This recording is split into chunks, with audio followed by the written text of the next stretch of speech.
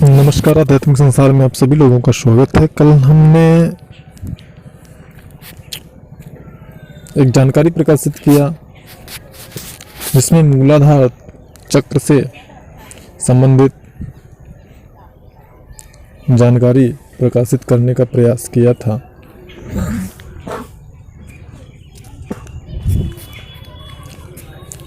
मूलाधार चक्र से ही संबंधित जानकारी हम इस वीडियो में प्रकाशित करेंगे और प्रयास करेंगे कि संपूर्ण जानकारी आपको प्राप्त हो।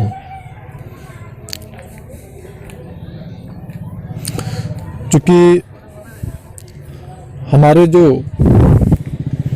सबसे कठिन चक्र होते हैं, जो कि जिनका विकास क्रम बड़ा ही कठोर होता है और सबसे ज़्यादा समय लगता है, ऐसे दो ही चक्र हैं, जो कि पहला हमारा मूलाधार है और दूसरा कंठ चक्र है। तो साधक का जो मूलाधार चक्र है वह एक्टिवेट होने में, जागृत होने में काफ़ी समय लगता है और कंठ चक्र के विकसित होने में भी ज़्यादा समय लगता है। मतलब मूलाधार को अगर एक्टिवेट होने में 1 से 1.5 साल लग सकता है, तो वहीं पर कंठ चक्र को एक्टिवेट होने में कंप्लीटली पूर्ण रूप से जो हमारे प्राचीन ऋषि मुनियों और योगियों द्वारा एक मानक समय दिया गया है, वह है 12 वर्ष। कोई भी साधक यदि कठोर अभ्यास करता है, नियमित नियम संयम का पालन करता है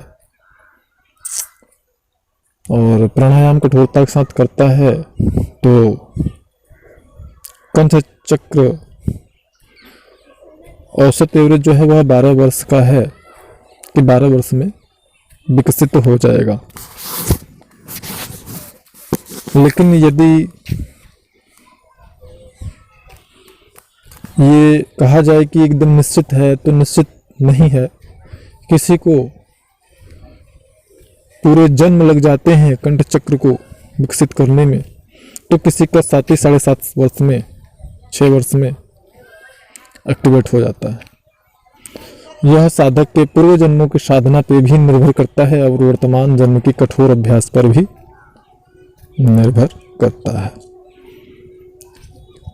अब हम बात करते हैं मूलाधार चक्र की। हमने कल कुछ सिम्टम्स, कुछ संकेत बताए थे जो कि मूलाधार चक्र एक्टिवेट होने पर हमको दिखते हैं। कुछ अनुभव जो कि हमें दिखते हैं और कुछ अनुभूति जो हम महसूस करते हैं मूलाधार चक्र एक्टिवेट होने पर। तो ये कहा जाता है बार बार अध्यात्म में कि गुरु के बिना कोई भी साधना सफल नहीं होती है, या गुरु के बिना आपको साधना नहीं करना चाहिए। तो इन बातों को लेकर के काफी लोगों को ये होता है कि आज इतना ज़्यादा समस्याएं हैं हमारे सोशल मीडिया पे, अनाप शनाप प्रकार की उटपटांग बहुत सारी जानकारियां उपलब्ध हैं, जिनसे लोग यह भी समझते हैं कि नहीं, साधना को बिना गुरु के भी किया जा सकता है। और कुछ लोग करते भी हैं और जिससे कि वो खुद अपना नुकसान कर बैठते हैं और कुछ समय परिश्रम करने के बाद में फिर साधना को छोड़ देते हैं। ऐसी स्थिति में अब जो ये समझते हैं कि हाँ, गुरु की हमें आवश्यकता नहीं पड़ती है, ऐसे साधकों को यहाँ पे मैं बताना चाहूँगा कि साधना कोई भी हो, बिना गुरु के संभव हो ही नहीं सकता।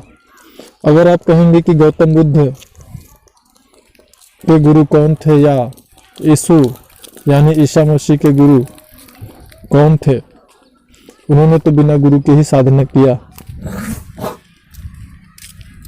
तो दुनिया में 0.1% अपवाद आपको हर क्षेत्र में मिल जाएंगे, और साथ ही साथ ऐसे महान पुरुष युगों युगों में कभी कभी ही जन्म लेते हैं, तो उनसे आप अपनी तुलना नहीं कर सकते। इस बात का गौर करें और ध्यान रखें। 100% जो सत्य है उसका विशेष आपको ख्याल रखना होगा, यानी औसत एवरेज। अगर 99.9% लोग अगर भोजन पानी के बगैर जीवित नहीं रह सकते हैं, 0.1% लोग भोजन के और पानी के बगैर भी जीवित हैं वर्तमान में, तो आप ये नहीं कह सकते हैं कि हाँ भोजन पानी के बगैर लोग जीवित रहते हैं। भोजन पानी के बगैर आप जीवित नहीं रह सकते हैं। इस स्थूल शरीर को स्वस्थ रखने के लिए आपको इसकी आवश्यकताओं को पूरा करना होगा, जो इसकी बेसिक नीड है, आवश्यकता है। आप कितना भी बड़े साधक हो जाए, कितना भी बड़े योगी हो जाए, लेकिन आपको अपनी साधना को कंटिन्यू रखने के लिए, निर्विघ्न रूप से साधना को आगे बढ़ाने के लिए पौष्टिक भोज्य पदार्थों की आवश्यकता पड़ेगी ही पड़ेगी, और वो आपको लेना ही पड़ेगा। हाँ, ये हो सकता है कि आपको 10 दिन में भूख लगती हो, 15 दिन में भूख लगती हो, 20 दिन में भूख लगती हो, ऐसा हो सकता है, क्योंकि समाधि में एक उचित अवस्था को प्राप्त करने पर और खेचरी मुद्रा का पारंगता से अभ्यास कर लेने पे यह संभव होता है। खेचरी मुद्रा से संबंधित विशेष जानकारी हमने अपने प्रीवियस वीडियो में दे रखा है, आप उसको देख सकते हैं।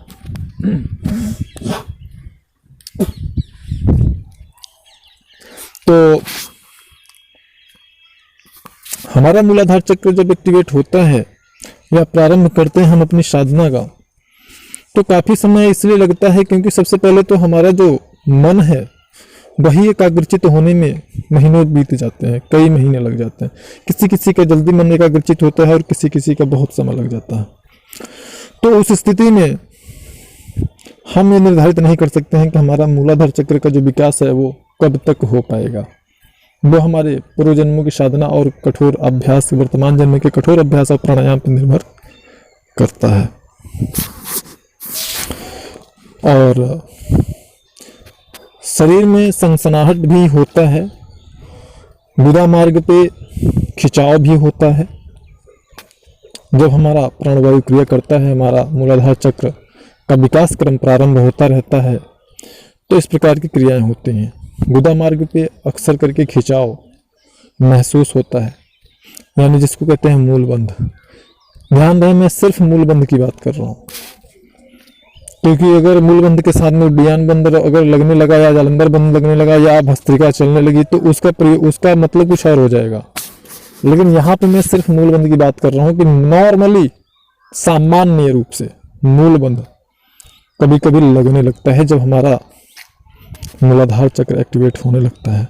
मूलबंध क्या है उसके बारे में हमने संपूर्ण जानकारी अपने प्रीवियस वीडियो में दिया है, आप उसको देख सकते हैं और लाभ प्राप्त कर सकते हैं। तो हमारे मूलाधार में सनसनाहट भी होती है और कभी कभी गर्मी बढ़ती है, और गर्मी ऐसा भी होता है कि कभी कभी आपको वहाँ पर हल्का सा पसीना आ जाए,